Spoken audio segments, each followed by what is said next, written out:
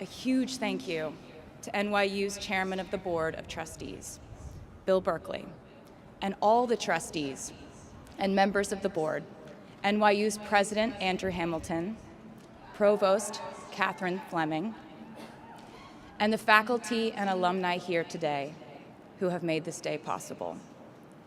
I feel so proud to share this day with my fellow honorees, Susan Hockfield and Felix Matos Rodriguez, who humble me with the ways they improve our world with their work.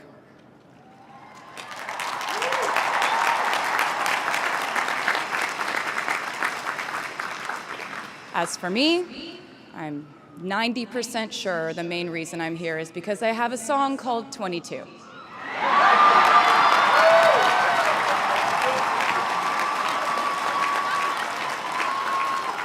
And let me just say, I am elated to be here with you today as we celebrate and graduate New York University's class of 2022.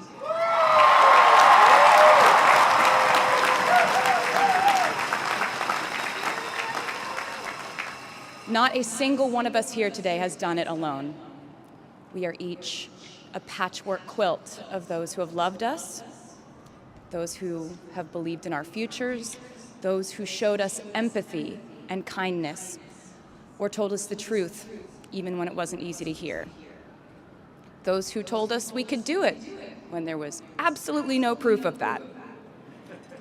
Someone read stories to you and taught you to dream and offered up some moral code of right and wrong for you to try and live by.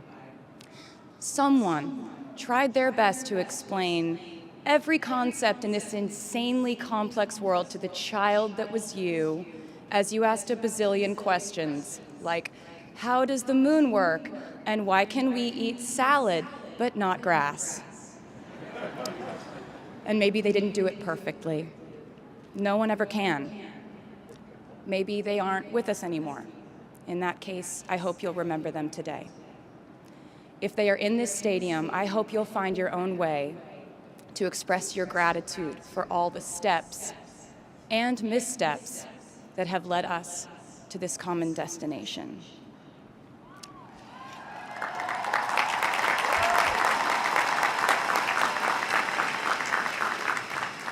I know that words are supposed to be my thing, but I will never be able to find the words to thank my mom and dad, my brother Austin, for the sacrifices they made every day so I could go from singing in coffee houses to standing up here with you all today, because no words would ever be enough.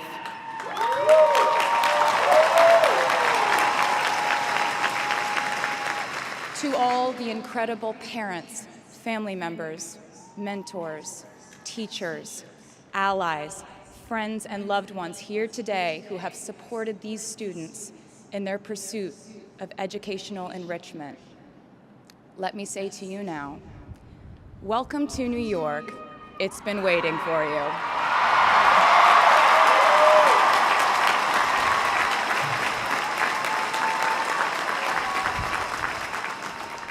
I'd like to thank NYU for making me, technically, on paper at least, a doctor.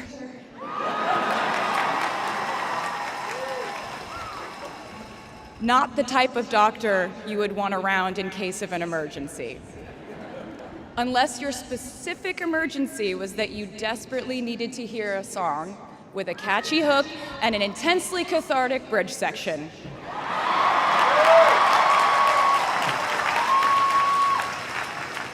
Or if your emergency was that you needed a person who can name over 50 breeds of cats in 1 minute.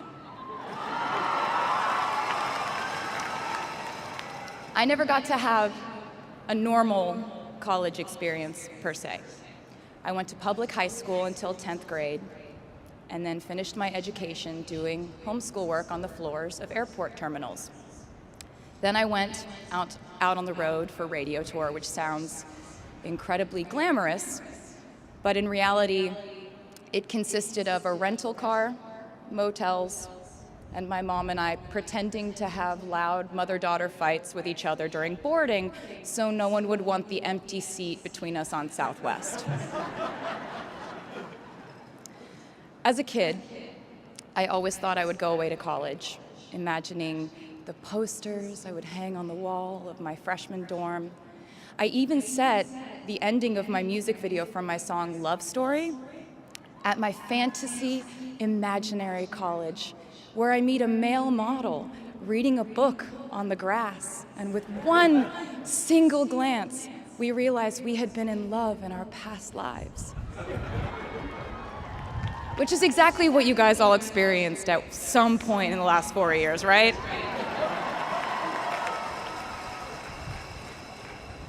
But I really can't complain about not having a normal college experience to you, because you went to NYU during a global pandemic, being essentially locked into your dorms and having to do classes over Zoom.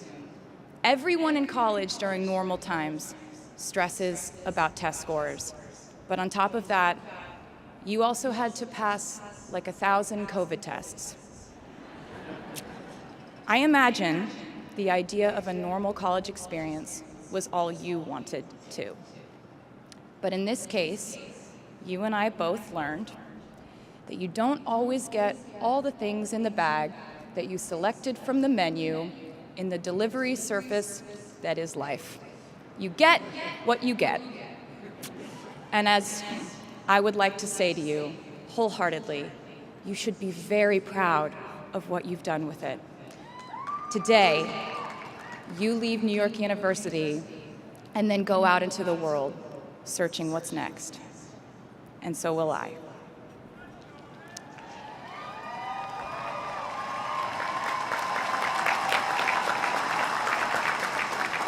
So as a rule, I try not to give anyone unsolicited advice unless they ask for it. I'll go into this more later. I guess I have been officially solicited in this situation to impart whatever wisdom I might have to tell you things that have helped me so far in my life. Please bear in mind that I in no way feel qualified to tell you what to do. You've worked and struggled and sacrificed and studied and dreamed your way here today. And so you know what you're doing. You'll do things differently than I did them, and for different reasons. So I won't tell you what to do, because no one likes that. I will, however, give you some life hacks I wish I knew when I was starting out my dreams of a career and navigating life, love, pressure, choices, shame, hope, and friendship. The first of which is, life can be heavy, especially if you try to carry it all at once. Part of growing up and moving into new chapters of your life is about catch and release. What I mean by that is knowing what things to keep and what things to release. You can't carry all things, all grudges, all updates on your ex, all enviable promotions your school bully got at the hedge fund his uncle started. Decide what is yours to hold and let the rest go. Oftentimes, the good things in your life are lighter anyway, so there's more room for them. One toxic relationship can outweigh so many wonderful, simple joys. You get to pick what your life has time and room for. Be discerning. Secondly, learn to live alongside cringe. No matter how hard you try to avoid being cringe, you will look back on your life and cringe retrospectively.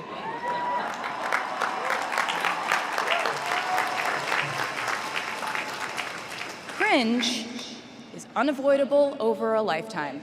Even the term cringe might someday be deemed cringe.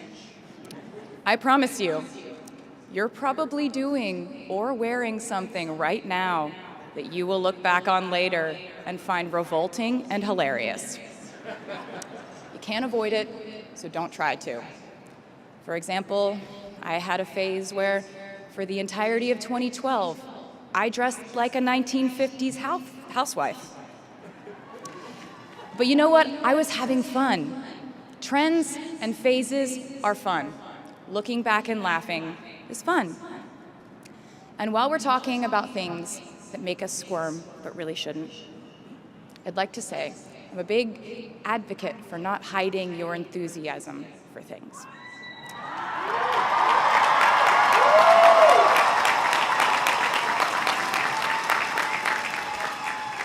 It seems to me that there is a false stigma around eagerness in our culture of unbothered ambivalence.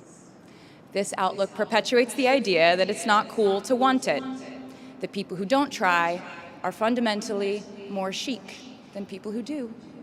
And I wouldn't know because I've been a lot of things, but I've never been an expert on chic, but I'm the one who's up here, so you have to listen to me when I say this. Never be ashamed of trying. Effortlessness is a myth. The people who wanted it the least were the ones I wanted to date and be friends with in high school. The people who want it the most are the people I now hire to work for my company.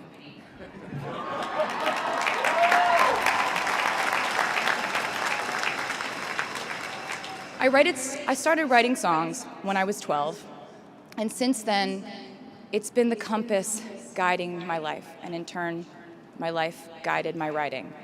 Everything I do is just an extension of my writing, whether it's directing videos or a short film, creating the visuals for a tour, or standing on a stage performing. Everything is connected by my love of the craft, the thrill of working through ideas and narrowing them down and polishing it all up in the end, editing, waking up in the middle of the night, throwing out the old idea because you just thought of a newer, better one, or a plot device that ties the whole thing together. There's a reason they call it a hook. Sometimes a string of words just ensnares me, and I can't focus on anything until it's been recorded or written down. As a songwriter, I've never been able to sit still or stay in one creative place for too long. I've made and released 11 albums, and in the process, I've switched genre from country to pop to alternative to folk. And this might sound like a very songwriter-centric line of discussion, but in a way, I really do think we are all writers. And most of us write in a different voice for different situations. You write differently in your Instagram stories than you do your senior thesis. You send a different type of email to your boss than you do your best friend from home. We are all literary chameleons, and I think it's fascinating. It's just a continuation of the idea that we are so many things all the time. And I know it can be really overwhelming figuring out who to be and when, who you are now, and how to act in order to get where you want to go. I have some good news. It's totally up to you. I have some terrifying news. It's totally up to you. I said to you earlier that I don't ever offer advice unless someone asks me for it, and now I'll tell you why. As a person who started my very public career at the age of 15, it came with a price. And that price was years of unsolicited advice. Being the youngest person in every room for over a decade meant that I was constantly being issued warnings from older members of the music industry, media, interviewers, executives, and this advice often presented itself as thinly veiled warnings. See, I was a teenager at a time when our society was absolutely obsessed with the idea of having perfect young female role models. It felt like every interview I did included slight barbs by the interviewer about me one day running off the rails. And that meant a different thing to every person who said it to me. So I became a young adult while being fed the message that if I didn't make any mistakes, all the children of America would grow up to be perfect angels. However, if I did slip up, the entire earth would fall off its axis, and it would be entirely my fault, and I would go to pop star jail forever and ever.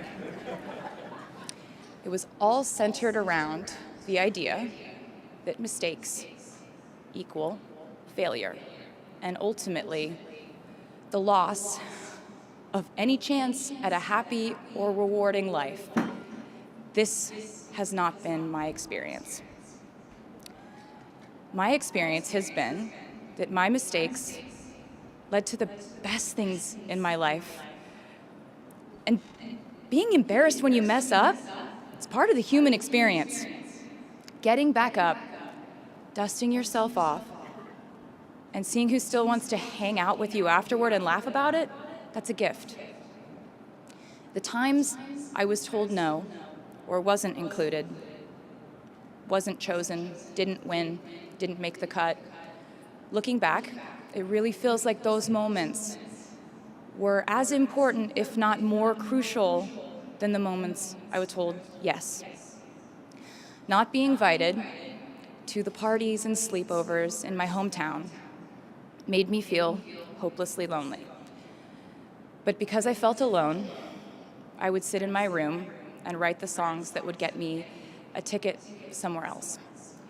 Having label executives in Nashville tell me that only 35-year-old housewives listen to country music, and there was no place for a 13-year-old on their roster, made me cry in the car on the way home.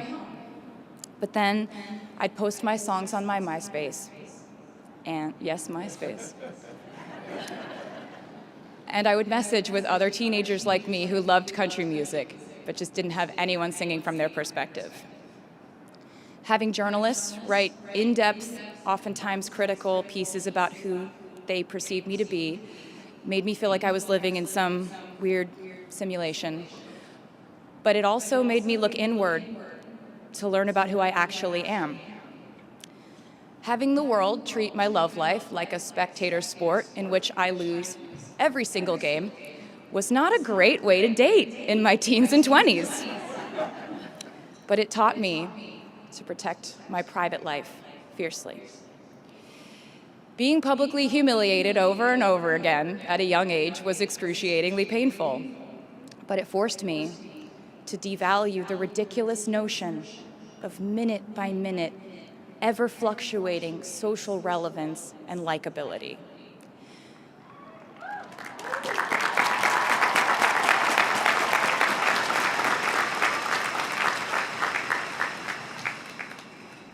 Getting canceled on the internet and nearly losing my career gave me an excellent knowledge of all the types of wine.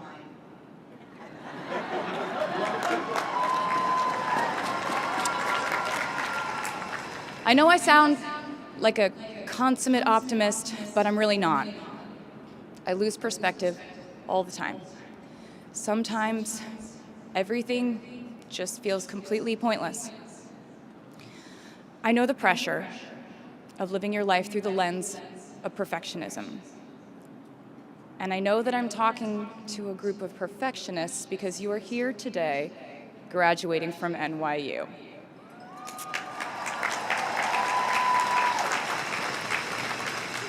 So this might be hard for you to hear.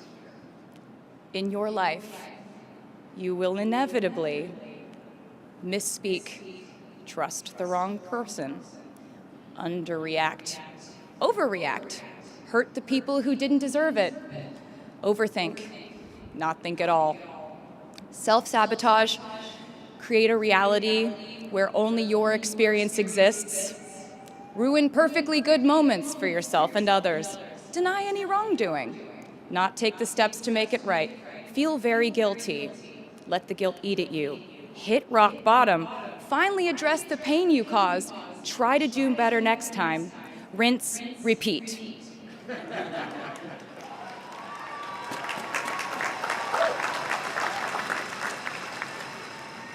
And I'm not going to lie. These mistakes will cause you to lose things.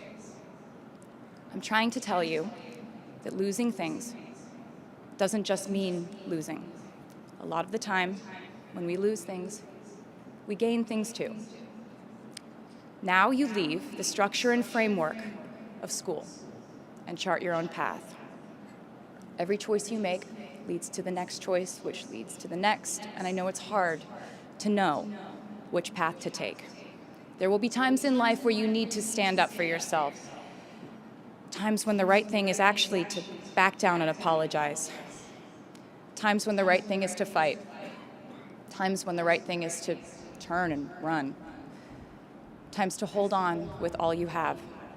And times to let go with grace. Sometimes the right thing to do is to throw out the old schools of thought in the name of progress and reform.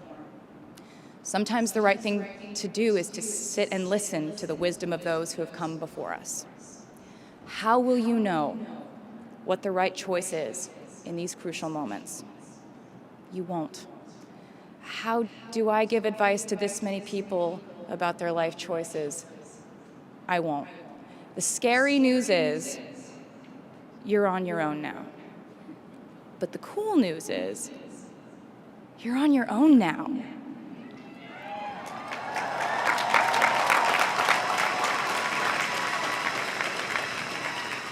I leave you with this. We are led by our gut instincts, our intuition, our desires and fears, our scars and our dreams. And you will screw it up sometimes. So will I. And when I do, you will most likely read about it on the internet. Anyway, hard things will happen to us. We will recover. We will learn from it. We will grow more resilient because of it. And as long as we are fortunate enough to be breathing, we will breathe in, breathe through, breathe deep, and breathe out. And I am a doctor now, so I know how breathing works. I hope you know how proud I am to share this day with you. We're doing this together, so let's just keep dancing like we're the class of 22.